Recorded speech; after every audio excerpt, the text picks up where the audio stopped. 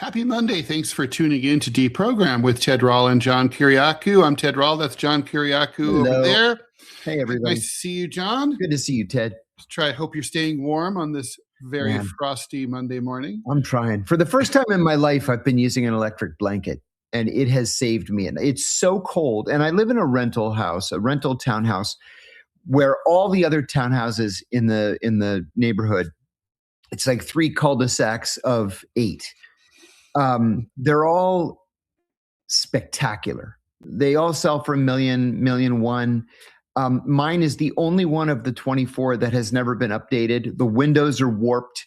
My electric bills are outrageous. You feel like you're standing in an open breeze. Oh, man. Oh, it's not good. No, that's not good at all. Well, hopefully it's going to improve a little bit better. It's 5 degrees here, so nice and brisk. Real feel of minus 25 or something like that this morning. Anyway, I wasn't outside. Fuck that. Anyway, it is Monday, February 9th, 2026. Please like, follow, and share the show. We're going to bring in producer Robbie West just for a little bit of housekeeping. By the way, Robbie, welcome back. Hope things are doing better on the home front, and wanted to have you talk a little bit about why people should come over to Rumble. And also, I just want to remind everyone, if you were here Thursday or Friday, you saw that John and I really need Robbie. It's not the same without him.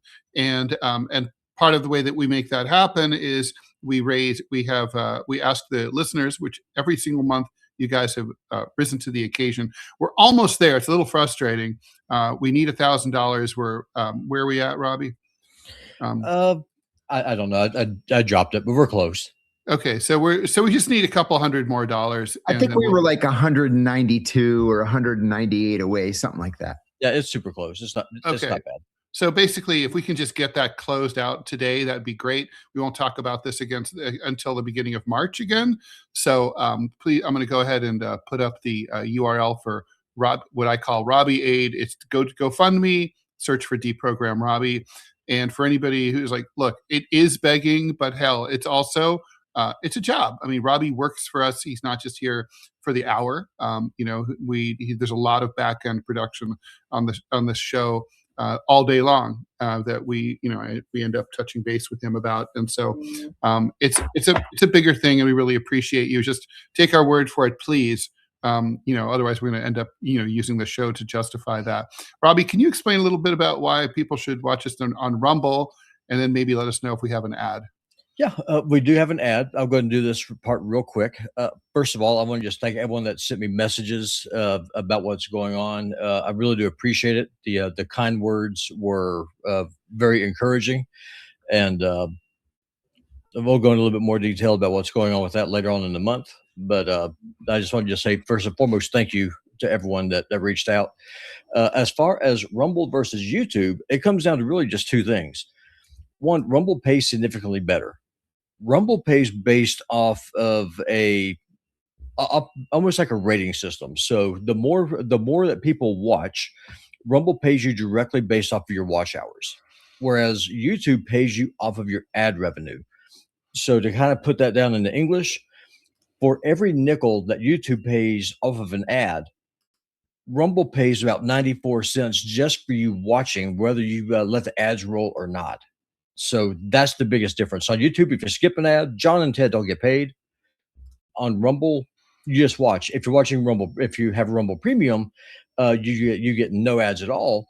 Plus, you also get content that is behind Rumble's paywall that, frankly, is just simply too spicy for YouTube because of YouTube's community moderators. By the way, we love y'all. Continue keeping YouTube safe for everybody, except for truth tellers. Lastly, YouTube has tried to strangle this show in the crib not once but twice. Rumble never has done that. Rumble lets John and Ted say what they want to say. Rumble encourages a vigorous debate of ideas, which you have on this show. And on YouTube, you got to dance around because you don't know what the rules are. I don't think that YouTube knows what the rules are. So if you want adult conversation, you come to Rumble. That's where it happens. Also, Rumble directly supports the show with the ads that y'all are about to see, like the one I'm about to put up for John and Ted right now. Okay. All right. Thank you very much for that, Robbie. All right. So with that, we'll put Robbie back into backstage and we'll talk about what we're going to talk about. As always, we love your questions. So please put them in if you're watching live into the YouTube or the Rumble feed. We're going to talk with what we have up on deck is this sort of Washington Post story, very interesting about sort of what they call sort of a revival of the 19th century when anarchists were dropping American presidents right and left, and foreign leaders as well. And now there's been some high-profile school shootings and other mass killings and other acts of political violence or non-political violence by people who don't fit neatly into a box like left-wing, right-wing, Islamist, or whatever. These are people who basically investigators are kind of describing as nihilists. Super interesting. We'll get into that. Big news in Japan, where the Liberal Democratic Party, which basically has ruled Japan pretty much consistently since World War II, and had been seen as on the ropes until recently, has been clearly revived by Sanae Takaichi. She called a snap election, won a landslide victory. So she's riding really high, but she's also kind of a very promoting aggressive militarism and pushing power out, threatening the Chinese over Taiwan and so on. So everything that a Japanese leader should not be doing. True. Because to China and South Korea, World War II happened like a couple of weeks ago. They have very long memories.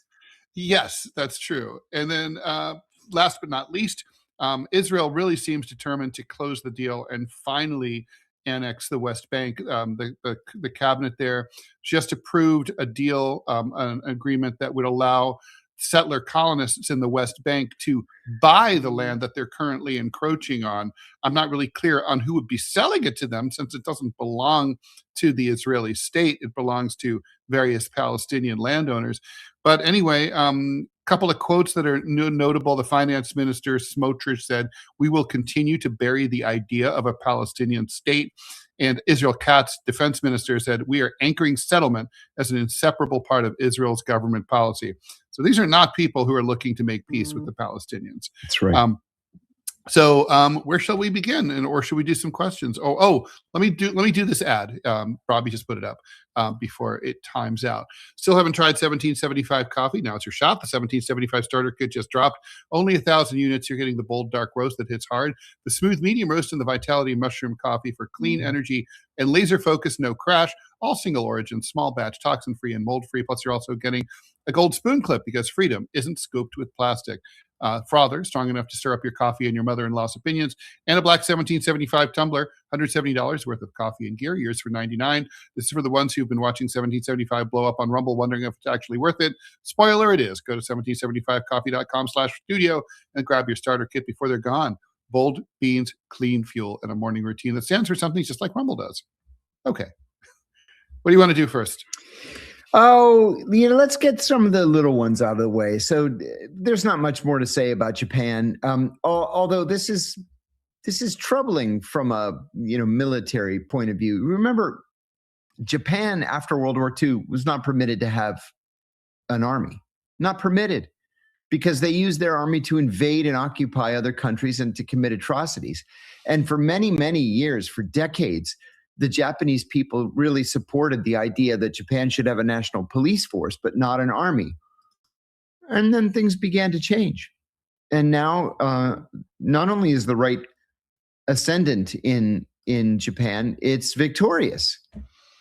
And it looks like Japan is rearming itself, and it's going to be a major military force in East Asia. So, I mean, John, to me, the difference here is between so Germany has reemerged as they're a member of NATO. They sent troops to Afghanistan. Yes. They restarted to reassert themselves as a military power a number of years ago. Not aggressively, but certainly, but and not. I mean, obviously, they're very aware of their history. To me, the difference is that the Germans have, tried to atone and have apologized repeatedly for World War II. Whereas the Japanese have not. They've never issued a formal apology or really taken full responsibility for what they did. And they also even continue to spin World War II in their textbooks, as basically being kind of like well, we lost, but we shouldn't have lost kind of thing. I mean, Is that the difference here? Is that why we should be a little more wary of Japan than we are of Germany, or is there more to it? I think so. And, you talk to, this is just incidental, but you talk to Germans, and Germans, there really still is this national shame over the Holocaust and Japan's actions during World War II. You don't get that from Japanese. No. I mean, there are certainly, look, when I used to work for a Japanese bank, and like, I definitely had some colleagues who were, they were born in Japan. They'd come from Japan as adults, and they were planning to go back to Japan after their rotation, and they were very ashamed of what, particularly of what Japanese troops did in places like Eastern China, like the rape of Nanking and stuff. That's right.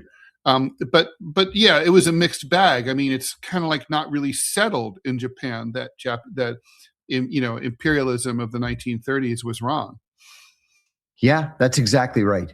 That's exactly how I see it. And it's also a very racist society, right? It really is. Like, it's shocking. It's shocking. If you don't go into it knowing it, it's shocking how racist it is. I mean, very quick story. I was told, like, when I went to Japan, that they were so racist that you could make it work for you.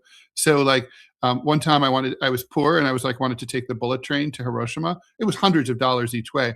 I just sat brazenly in some guy's reserved first class ticket. He should have gotten the conductor and kicked me out, and I would have just gone back to coach. But the guy looked at me like, and I knew, and I had been told this, and I'd been there long enough to see this would be true, that basically he wouldn't have sat there even if I'd gotten up. You had polluted it. Exactly. Yeah. So therefore, oh my God. And I was like, okay, well, I'm going to stretch out and enjoy the view. That's right. That's right. So, yeah. I mean, that racism of, that sense of racial superiority that they have, I think that's what makes it so terrifying. Like, I think the Japanese many of them still think they should be running the Pacific, Oh my God, yes. It's funny. There's this meme that's going around social media. It's a map of Europe, and it's a poll from, I think it's the Pew Charitable Trust. It's the percentage in every European country of citizens who think that their culture is superior to all other cultures. Oh, that's great. And Greece is by far the highest number. It's 89% of Greeks think that they're superior to everybody else, which I can assure you is exactly the way Greeks feel. But at the same time, social media is flooded with videos of little Asian kids speaking Greek and little African kids speaking Greek, and Filipinos speaking Greek, and there are Greek schools for orphans in Kenya and Madagascar, and everybody speaking Greek. This is not an arrogance based on race. It's an arrogance based on history. And so they don't care what race you are. They don't care who you marry or what skin tone your children happen to be. If you consider yourself to be Greek, that's good enough. So it's a cult. Yeah, it's cultural. It's cultural. Yes. That is very, very funny. The thing is, I don't know about you, but I'm going to watch the rise of Takaichi with trepidation. Yeah, I'm worried. Yeah. She's definitely bigly on Team Trump, which means she might think that she has the U.S. at her back no matter what. Yeah, I think that's right. I think this is a power vacuum. I think this story is more about a power vacuum in Japan on the left than it is about, the Liberal Democratic Party being super popular. Just got to say. I mean, although the Japanese like her, and also part of it might be like, hey, we're gonna like let the ladies have a chance. She's the first woman prime minister, and it's against such a sexist society that there's two kinds of Japanese. The Japanese that women speak isn't the same. Like they have different inflections, different tones, and even some different words. Mm-hmm. So All right. Well, so shall we do any more of these, or should we just get to the questions? Can I do just? I'm probably the only person who's interested in this, but I gave, I should say, 2 interviews over the weekend to Greek outlets. A Greek colonel assigned to NATO was arrested and charged with espionage for spying for China. This is highly, highly unusual in Greece. Not that somebody's been arrested for espionage.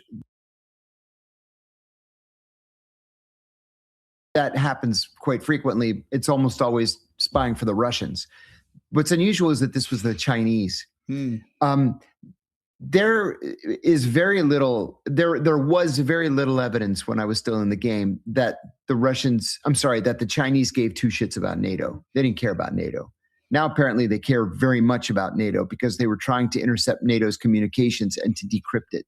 This guy, he's a colonel, and as I said, he immediately confessed. He said that he took an undisclosed trip to China a year ago. The Chinese recruited him there. They were giving him 5,000 to 15,000 euros for every classified document he brought out. He communicated with them on a separate cell phone, completely unencrypted, terrible tradecraft. Nothing was done clandestinely, just right out in the open. And this guy's going to spend much of the rest of his life in prison. Wow. Anyway, it brings the Chinese into an espionage story in Europe where they otherwise haven't been before. So we're going to see more of this. I think so, yeah. Well, before we move on, speaking of Europe, a couple of top-ranking European officials are dropping like flies due to their Epstein connections. That's right. In France and in Belgium. Any thoughts? Yeah, I think that this is going to start to spread. And ironically, the United States appears to be the only place where nobody's taking these Epstein revelations seriously. I said this last week. I'm going to say it again as I pull this little piece of lint off my sweater that I can't seem to get a hold of. But I said last week, this could bring down the Keir Starmer government. Mm-hmm. Now, there are 2 different pieces of evidence indicating that former Prince Andrew and Peter Mandelson both gave Epstein classified documents from the British Ministry of Defense. If so, that would be a violation of the Official Secrets Act, which in the United States would be a violation of the Espionage Act. They're far tougher than we are with these violations, these classified document violations. And not only is Peter Mandelson likely going to prison, but this could be enough to cause backbenchers in the Labour Party to force a vote on leadership. It could be the end of Keir Starmer in the next couple of weeks. It does kind of feel like that. He has the smell. He has the smell of the Liz Truss cabbage on him. I was going to say the same thing. He's lasted slightly longer than the cabbage, but not much. No. Well, and and I mean, and I guess now it's official. We're never going to see the other half of the Epstein files. I don't know, man. I mean, I spent a good bit of the last week going through the Epstein files, and I found several John Brennan related documents that I'm going to try to make some hay over. But I don't know, man. 3 million documents. People are still going through them, and there are millions left. I mean, the guy never got off email. It's incredible. Right. But another thing too, Ted, even though the statute of limitations has expired for just about every crime committed against the victims, the child victims here in the United States, that's not to say that the people who were engaged with Epstein and the people committing those crimes shouldn't be publicly shamed, that they shouldn't be ruined, like Peter Mandelson, who's of course a UK national, but the general counsel for Goldman Sachs and all these billionaire businessmen who thought it was perfectly okay to associate with a child rapist, they need to be called to account. I mean, John, that's the thing with Roman Polanski, those allegations date back half a century. And, when people say, it was LA in the 70s, it was a different time, culture was different. I'm not quite as old as that. You and I are not. But there's some truth to that. That rings true. Culture was. I don't know what happened to Ted. Well, I'm going to keep going then. The culture was different, but that doesn't make it right. In the case of Roman Polanski, that girl was what, 15 years old at the time. Yeah.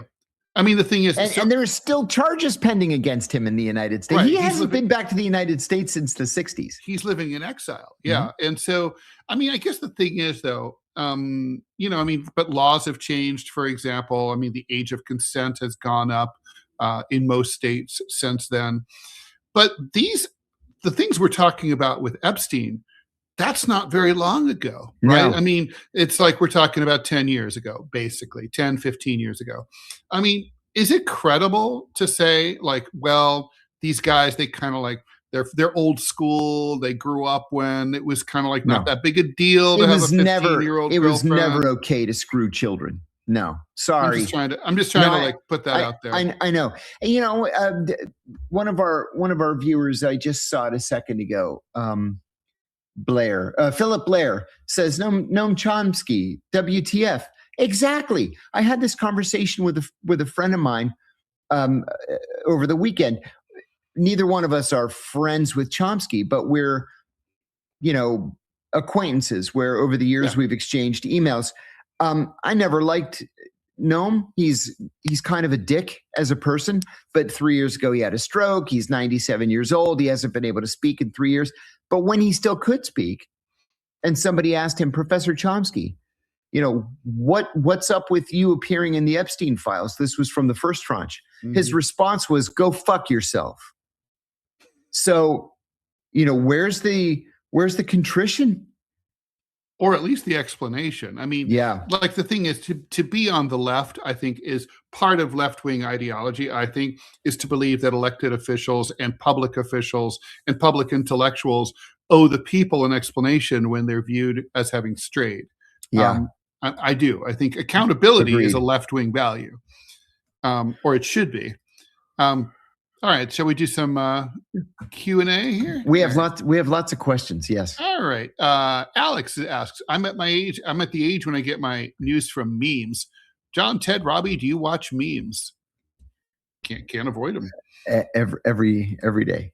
I don't get my news from them. If something strikes me as interesting, I'll research it. I try really hard not to be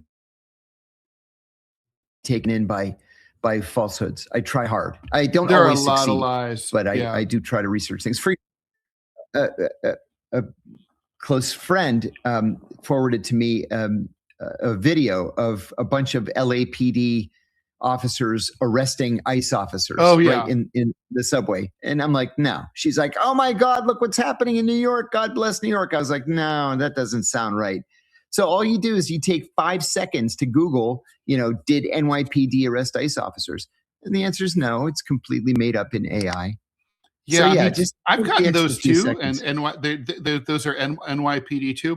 I mean, why do you think people would make those up? I mean, is it obviously they're trying to get the clicks, but it's obviously a fantasy that we have, right? I mean, it feeds into something that we would all like to see happen, or that many of us would like to see happen. Yeah, but it weakens. It weakens all of us. Yeah. When people put these lies out there like that. I don't see what people hope to accomplish by other than just causing people to embarrass themselves. Well, my biggest concern, John, about all the deep fakes and all that is that we're going to arrive at a point rapidly, and I mean like maybe within a year, where people just completely tune out of the news and the internet because they won't. It's like nothing. You can't just take anything at face value anymore. It's just a waste of your fucking time, and you're just going to say, "I'm out." Yeah, and you know what the fallout's going to be. The Pittsburgh Post-Gazette is going to cease to exist. The Washington Post is going to cease to exist. We're just not going to be able to get news anymore from most of the current day go-to news outlets. Democracy dies in doucheness. You can say that again. Borhenson, if you think about it, memes are just the current political cartoons. I'm not sure if Ted would agree. Actually, I do 90% agree. I mean, what is a cartoon? A cartoon is words plus pictures. That's it. What is a meme? Same thing.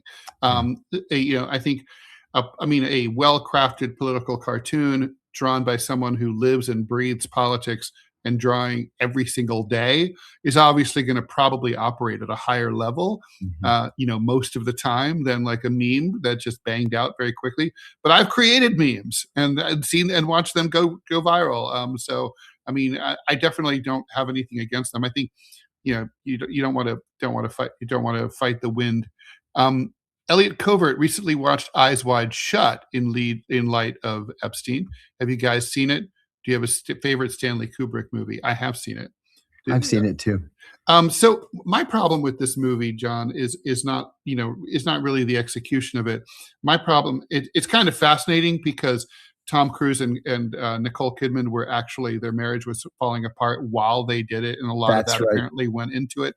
That's right. But my problem with this is that Kubrick was a notorious, almost to the point of fascist perfectionist, who literally like made his actors cry. Like, take 112. That's why Scatman Crothers quit acting. He said that there was one scene in The Shining where Kubrick made him do it 106 times, and he finally just sat on the steps and broke down crying, and he never acted again. That's Kubrick was a lunatic. Okay. Yeah. Now that said, this movie wasn't finished, right? It wasn't. The editing hadn't been complete at the time of Kubrick's death. Right. I've got to think Kubrick would have never wanted that released. I agree. I agree. And for that reason alone, and I think it's like it's a shame to do that to an auteur, especially to his last film, because that's going to be the last thing you remember. Yes. My favorite Kubrick has probably got to be the Vietnam one. Oh my God, what's it called? Full Metal Jacket. Full Metal Jacket. I have to say 2001. I've watched it 100 times. I watched it 2 weeks ago on a plane. It's just as great as it was the first time I saw it. I mean, he is great. He's great. Sure. I've got to say The Shining is up there. I like The Shining even though very Stephen much. King did not hated it. The way that it was redone. Yeah. But like, in I don't think it's telling tales out of school when you're talking about something from the 1970s. But basically, the cook who is supposed to save the day in the book, and he does. And in the movie, you build it up. He's going to save the day. He walks through the door, and Jack Nicholson kills him right there and then. And I'm like, that's the difference between a movie and a book, right? I mean, it's like the movie needs to build up hope and take it away. Yeah, and that's the thing about Stephen King books. You and I were just talking about Stephen King a week ago. For decades, in every Stephen King book, the good guy always lost. Always. Right. And that's what made them so compelling. Yes. So, somebody asked if at the CIA we viewed our recruited sources as traitors and held them in contempt. Ooh, that's an interesting question. And the answer is absolutely not. We really, really believed that we were the good guys. And so if we were able to recruit somebody and make them one of the good guys, we were all one big happy family. There were a couple of sources that I recruited who in normal life I would not be friends with, right? We would not have had contact. They were scumbags. In one case, he was a killer, like just a cold-blooded, stone-cold killer. But 7 of the 9 people that I recruited over the years, I would love to be friendly with them. So you didn't have that sense of like, sort of like, like the person who has an affair with a married person, and then they're like, well, they could do this to me too someday, right? I mean, you didn't have that sort of. Oh, sure, and that's what vetting is all about. Mm-hmm. So, you've got to polygraph them. You have to what we call operationally test them. I'll tell you, there was this one source that I had who I really, really liked. And because he was from an enemy country, he was recruited under special circumstances. Well, he was so reliable, I wanted to move him over to normal circumstances. It's a paperwork exercise. And as part of that paperwork exercise, I had to operationally test him. So I put a large surveillance team on him as he left his place of work, and they followed him to the meeting site. And the head of the surveillance team kept calling me saying, he's doing this, he's doing that, he's doing this, he's doing that. At one point, he got in a taxi, had the taxi just pull over on the side of an 8-lane highway, And then he ran across all 8 lanes, climbed over the median, got in a cab on the other side and went the opposite direction, and then got on the subway and came to the meeting. It was it was very, very provocative in terms of a surveillance detection route. So when he got there, I knew exactly what he had done, but I said, did you do a surveillance detection route on your way here? And he said, yeah. I said, okay, walk me through it and tell me what you did. And he told me like to a move exactly what he did.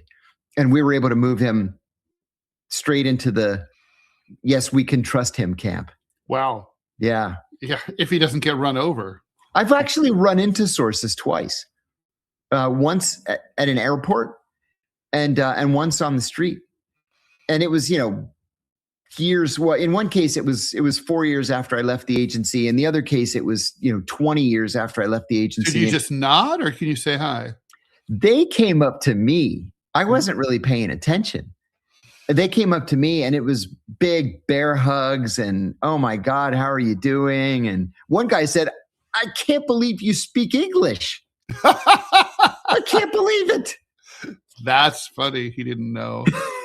FU said, thanks for the $4. Is it rational, Ted? It's not annexing, it's pillaging and destroying the West Bank. Well, I don't know if it's destroying the West Bank because they want to steal it and keep it for their own, right? I mean, so let's talk about the West Bank, John. I mean, I think this is a huge story. I mean, it's like obviously going to cause all sorts of major, it's a horrible, I mean, I want to be really clear. I think this is one of the most foul, disgusting things Israel has ever done.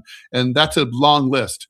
And so the, currently Israel has chopped up the West Bank into these 3 areas, right? A, B, and C, where C is all completely controlled by Israel. B is jointly controlled by the Palestinian Authority and the IDF. And then A is exactly what you'd expect, only controlled by the Palestinian Authority. C is currently 60% of the West Bank. Everything else is basically chopped up into what they call Bantustans, and and so now they're going to allow who's going to sell these settlers their land? I mean, I don't get it. Well, there have been what are being billed as real estate seminars at synagogues in New York, New Jersey, and Toronto, where it's the Israeli government selling plots of Palestinian land, plots of land that the Israeli government does not own, taking money from would-be settlers and saying, great, have at it. It's all yours now. I mean, and like, so the policy, here's the thing, right? I mean, the only solution here would be, honestly, probably military intervention, right? I mean, what's going to make the Israelis back off? Yeah. The only thing that is going to make the Israelis back off is if the U.S. stands up. And there's no indication that we will, whether there's a Democrat in the White House or a Republican. I have to think that this is the timing of this is that this is basically approved of by Trump. Netanyahu's meeting with Trump in 3 days. And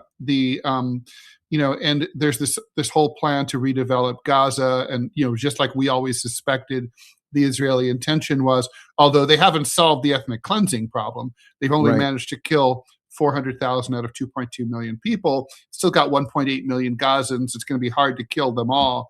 And they're not like in a hot war against Hamas the way that they were. So, I mean, but basically, this seems to be the whole world is just turning a blind eye to what Israel is doing, and they're just acting with total impunity. And they're, I don't see the light at the end of this tunnel. I mean, and to make matters worse, Ted, I was talking to a Middle Eastern prince last week. We talk almost every single day, and we were talking about this issue. And I said, the Saudis have to stand up and the Emiratis have to stand up and everybody has to stand up. And he goes, you don't get it. Even after all these years working on the Middle East, living in the Middle East, you don't get it. We hate the Palestinians, he said. We don't care what happens to them or their land. He said, we would rather do business with the Israelis. Well, yeah. Well, there it is. Why do they hate the Palestinians? There are a couple of reasons.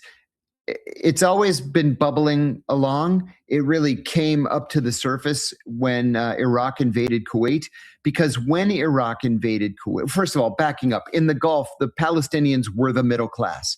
The Palestinians were the lawyers, the engineers, the doctors, the professors, the teachers. And then when Iraq invaded Kuwait, Yasser Arafat had a choice to make. Either he was going to come down on the side of the Kuwaitis who had been, invaded and annexed and were being slaughtered, or he's going to be on the side of Saddam Hussein. And he chose Saddam Hussein. Wasn't Saddam Hussein also sending money though, and helping to rebuild demolished Palestinian houses and stuff? Barely. I mean, it was all going into Arafat's pockets. Mm-hmm. Yeah. And that's why Arafat made the decision that he did. He was a billionaire when he died because he took all this money that was meant for the Palestinian people. Scoundrel. And then the Kuwaitis and the Saudis are like, whoa, wait a minute. We've been supporting these people for decades, and they just turn on us like this. Everybody's out. Everybody's expelled. And most of those Palestinians have been replaced by Egyptians. It's the Egyptians now that are the middle class. It seems pretty as damn close to hopeless as it can get. Yeah, it is. It's hopeless. Pink Lady, I wonder if yes, we do read the chats. Not all of them, but Robbie. We try, but man, it's hard. Yeah, it's hard. There's a lot. Manya the Cat not looking forward to an armed Japan. They managed to starve 1.5 million people here within a year.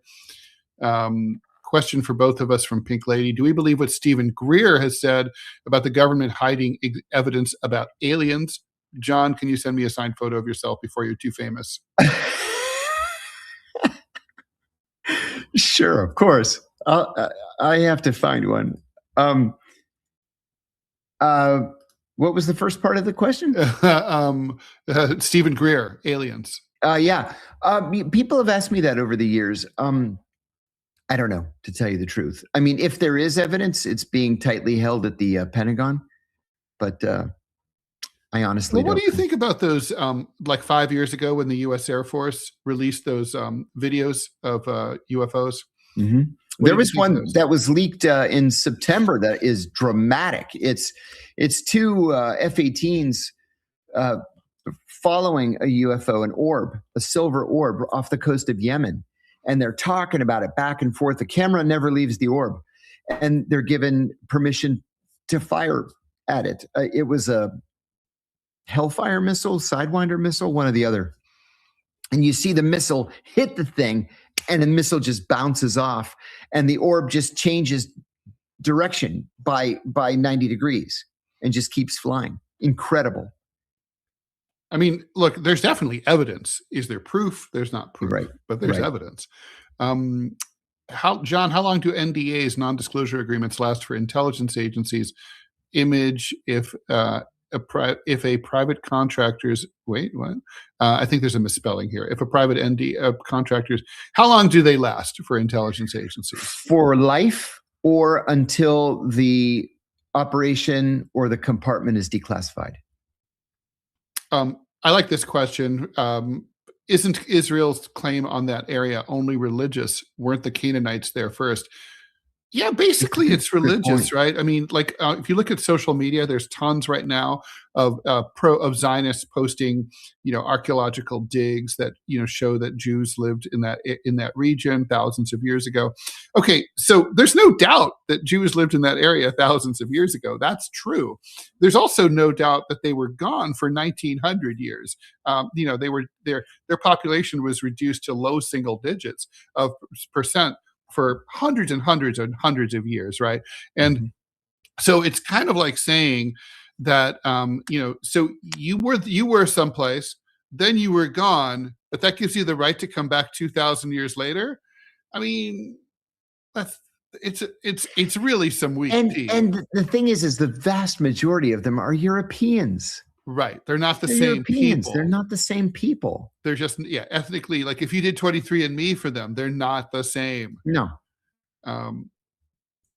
Fun fact, British East India Company still exists to this day, and you could even buy products off of their website. That's cool. I didn't know that. I did not know the second part. I knew the first part. Chirati, John, why don't those princes you're in contact with help you get a pardon, or at least a couple million of those oil dollars? And what would you do if you ran into Obama? Working on it. Okay. 10 years ago, I would have given you a different answer about Obama. But in this case, I would just pretend he wasn't even in the room. I have nothing to say. What would your answer have been 10 years ago? I'd tell him he was a monster who wrecked the lives of countless people. He was a murderer who should be prosecuted. Well, I still believe that to be true. Josh Buck, are there people still actually working on tracking and removing spies in the United States? Is it possible to achieve? Will we ever be free from foreign control? So the FBI's counterintelligence division, that's literally all they do, is to try to root out spies and to remove them or prosecute them. It's an ongoing, never-ending job because more and more spies are coming here every day. There are more spies in Washington, D.C. than anywhere else in the world. And it's not possible to win, to root them all out, unless you want to be North Korea. It's whack-a-mole. It's whack-a-mole, yeah. Thoughts on the Truth Social post with the AI Lion King spoof? Is it really evidence of Trump's racism? Insensitive, incompetent, reckless are better words that come to mind. It was amusing, but no. I just don't think that stuff that's made up advances anybody's argument. Which part being made up?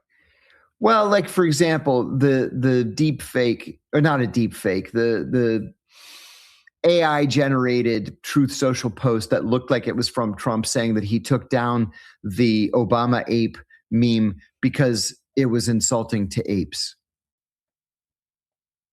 But what about the meme itself? Do you think it's evidence of Trump's racism? Yeah, probably.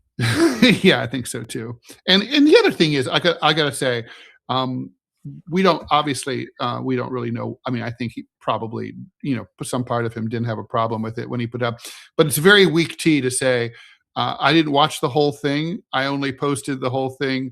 I only watched the beginning and I didn't see that part. And then also to blame the people who posted it. It's like, it's under your name. I mean, somewhere in a dusty banker's box is Truman's old "Buck Stops Here" sign that used to be on the president's desk. You should dig that up, Mr. President, because it's like, you're the captain of the ship. Even if someone did this without you knowing it, you should take the fall. Bicycle Pro 12345. Thanks for the $8 donation. Ever do spy work with the Aussies? Would be interested in knowing what you thought about our intel service, if you ever did. I never did anything operationally with the Australians. I briefed them a number of times. We have, they're Five Eyes country, so they're literally sitting there in the building.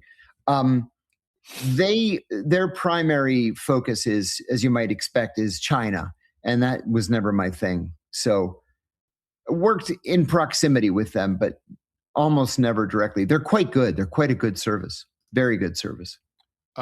Clovis question: whatever happened to Ted's cat? He's here. He just doesn't come around all the time.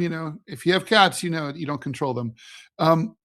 Sky, have you heard about the conspiracy that Diana knew about Andrew and Epstein and they had her killed before they could out it?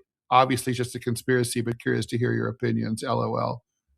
I say there's nothing to that at all. Yeah. I mean, I think the Diana thing was exactly what we all think it was. Yeah. Let's see. A man just froze to death in my city in the cold. America leaves his people behind. That's freedom and democracy for you. BlackRock, Israel, warmongering, and their profits are more important. True. We are now 16 dead in New York City from the latest cold. We're 4 in Washington, and everybody's celebrating like that's kind of some kind of victory. Disgusting. Yeah. John, what's the closest you got to having a star on the wall? Twice. Once in Athens, where my next door neighbor was killed instead of me, and then the Revolutionary Organization 17 November said in their manifesto that they set out that day to kill me, but I was driving an armored car and they knew that I was armed. That saved me. And then a year later in a Middle Eastern country, but we knew several days in advance that there was going to be an attempt to kill me, and so we were able to turn the tables. How will the Illuminous Catter, thanks for the 20 Australian dollars, how will the current release of the files impact the U.S.-Israeli relationship, with it now seeming more obvious it was a Mossad honeypot operation? Totally. Wondering if you could talk more about your experience in Israel. Yeah, it was totally an Israeli honeypot operation. And I don't think anything is going to change. Nothing. I mean, I've been out there shouting from the rooftops that the Israelis, spy on us. Alan Dershowitz calls me names, and the Israeli foreign minister's political director called me a noted anti-Semite because of it. And it's true. They're still out there spying on us.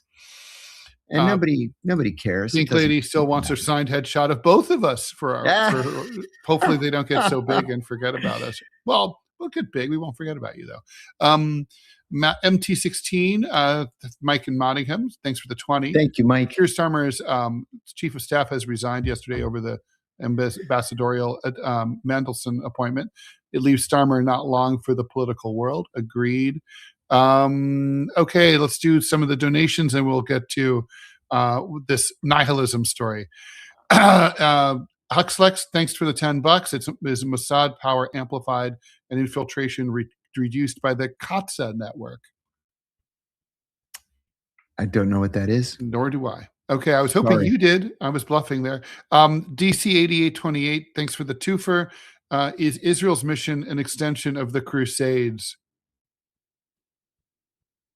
No. Crusades are about Christianity. Yeah. And frankly, frankly, not just Christianity killing Islam, but killing other Christian denominations like the Orthodox Church. Yeah, like when they got to Constantinople, right? They completely saw Christians wearing funny hats, and they thought, like, oh, these are apostates. Yep, idiots. Well, they were, peasants. Yeah. Ray, thanks for the $1. How about a private contractor's NDA with a private company? Seems like different than the agency rules, like the one that worked for Brennan at GSG.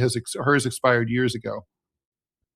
Yeah, there's a difference between a non-disclosure agreement and a secrecy agreement, I guess. I lumped them both together because when I was at the agency, they were one and the same. But yeah, I mean, so long as there's not classified information involved, I suppose an NDA can have a time limit set on it, or people violate the NDA and nobody bothers to, file a lawsuit. Hamhawk, thanks for the 5. Hey, I was happy to see you teamed up with the All Family Pharmacy, but I'm a little disappointed your promo code wasn't John Loves Drugs. I know, right? Because johnlovesgold.com for your free report. Una Remen asking me what's a good source for political cartoons. Can you suggest some publications to follow? Publications don't really run political cartoons anymore, but I would suggest go to syndicate websites like gocomics.com and comics.com. They have a massive array of political cartoons. My stuff's in Go Comics. Miss Moth, thanks for the 5. Huge fan of the show. Thanks for all you do. Does John know he's a meme on TikTok right now? LOL, have a great week. Yeah, my niece forwarded it to me the other day. Tens of millions of hits. I was telling this story when I was on Diary of a CEO a few weeks back. Stephen, what's his name? Barrett? I forget his last name. He asked me to tell a story that I had never told before. And I told this story, and I was kind of animated during the telling of the story. I talk about this woman. And I said, she was so ugly. It was like she was the ugliest woman I ever encountered in my life. Like she had come off the wall of Notre Dame, kind of ugly. Gargoyle. With a mole right here and this giant hair coming out of it, et cetera, et cetera. And they clipped that and they released it as a short. And then somebody took it and they made it very, very funny. With a mole, with a mole, with a mole, with a mole. I have to watch that, And by the way, I was just triggered by a story, like when my roommate and I got caught throwing shit out of our dorm window. And and we both got summoned to the housing office in college. And so we basically were like, we have to, John, you have to have your story straight, right? Absolutely. If you're both going to be questioned. So Chris and I had a deal. I would call him as soon as I got out, let him know exactly what happened, and then he would know what to say. So I come out and I go, he goes, okay, what's up? And I said, she's the biggest woman I've ever seen in my life. She must weigh 500 or 600 pounds. He's like, yeah. But what did you say? I'm like, you don't understand. She's huge. I mean, I literally spent the entire time like, wah, wah, wah, wah. I couldn't hear a word she was saying because I was trying to figure out how she got through the door.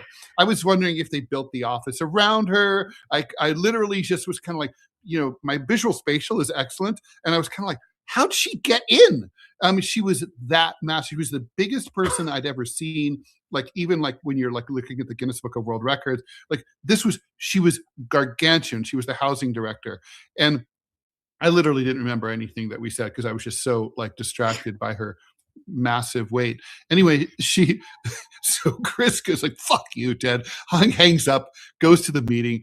He calls back and he goes, oh my God, she's fucking massive. I have no idea. I've never seen anything. I didn't even know that was possible. Oh my God. Anyway, don't meme me. Don't meme me. Okay. I'll admit to you that I am addicted to the TV series, My 600-Pound Life. Oh, I would be interested in that. I can't get enough of it. Yeah, I mean, I'm curious about stuff like that. I mean, I think the heaviest person, if memory serves, was like over 1,000 pounds, right? Like in the Guinness book. I was like, how do you live? How do you even survive? There was a guy who ended up beating that, Stephen something. They put him in the hospital to ensure that he would lose weight before the surgery, and gained 120 pounds in the hospital. And they put hidden cameras around, and his wife was coming in with like giant pizzas and buckets of chicken. And he ended up being almost 1,200 pounds, and then he died. Busted. Oh, wow. That's sad. It's horrible. Let's talk about this nihilism thing. I mean, it's not like that big a deal, but it's super interesting, right? So, I mean, I have a theory about it, but I want to hear your thoughts first. I mean, basically, there's been a bunch of killings. The Washington Post is reporting about this, how investigators are saying increasingly there's the new ideology that they're hearing about is sort of a non-ideology ideology. Basically, I hate everyone. Everyone sucks. All parties suck. I want everyone to die. And I just want to, blow up the system, the system, capital S system. And this isn't about trying to bring about communist revolution or bring about the Islamic caliphate or anything like that. This isn't about, fuck Bernie Sanders or fuck Donald Trump. It's about this sort of just like, I mean, like, we're not talking about someone like Luigi Mangione. Right. He had a message that although it seems like he struggled to come up with a message, it seemed like he kind of wanted to kill someone and then came up with decided what he was going to do. Yes. But anyway, what do you think of this? It does remind, I mean, it's not fair to the 19th century anarchists to say that they were nihilists. That's not really true. But I mean, what's your thoughts about this? Yeah, I think we're entering kind of a weird period. Although we may have experienced this before. We may have experienced it in the late 60s too, when people were doing hits for reasons that just appeared to be inexplicable. But I agree with you. I'm not sure that Luigi Mangione, did what he did allegedly for a political purpose. I think he just did it. And I agree with you. He tried to come up with the political purpose later. Yeah. I mean, and I wish that wasn't true. And Charlie Kirk as well. People were just losing their minds over, it was Antifa and it was this and it was that. And it's a Mormon kid. His parents are Republicans. He was just kind of fucked up. Yeah, no, that's right. I mean, I would say in his case, maybe like a misbegotten urge to defend his girlfriend, his trans girlfriend. That's right. Right. Like, this, viewing Charlie Kirk as transphobic. I'm now dating a trans person. I'm going to man up for her, whatever. My theory is that part of what's going on here is that we have politics without we have parties without politics. In the 20th century, if you were interested in political violence, you could join like a revolutionary communist party that was striving to overthrow the state. There's nothing like that anymore. No. There's no Red Army faction. There's no Weather Underground. There's no way to channel that. I'm not going to say into something healthier, but there's no way to channel it into something that's organized. That's right. That's right. In the 60s and the early 70s, there were revolutionary organizations like the ones you cited. There were some fake ones like the Symbionese Liberation Army. Remember them? Yeah, Patty Hearst. Mm-hmm. That really just wanted to rob banks and tried to make it political after the fact. Yeah. I mean, there are people who just really want to kill people and just want to steal money. And I watched the new Leonardo DiCaprio movie. Yes. Day before yesterday. What do you think? I loved it. I thought it was terrific.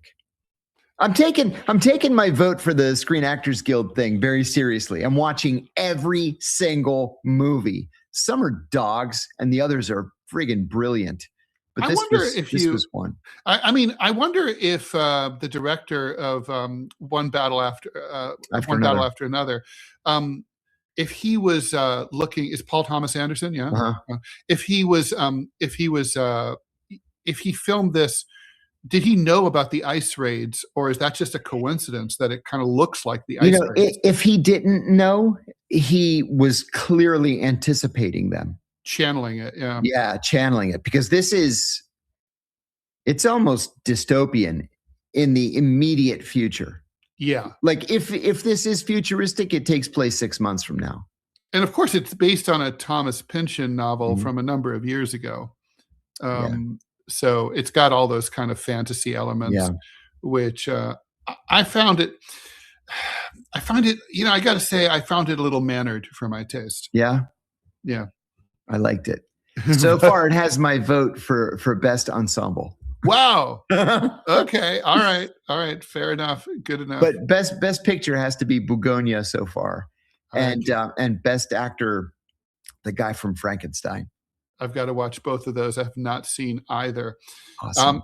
All right. Well, that does it for today's show. And thank you, everybody, for tuning in. Thank you for your support. Don't forget to support Robbie, GoFundMe, DeProgram Robbie. Let's get to $1,000 and knock this out of the park. And thank you very much for your help. And stay tuned. TMI show with Manila Chan and myself coming right up after this.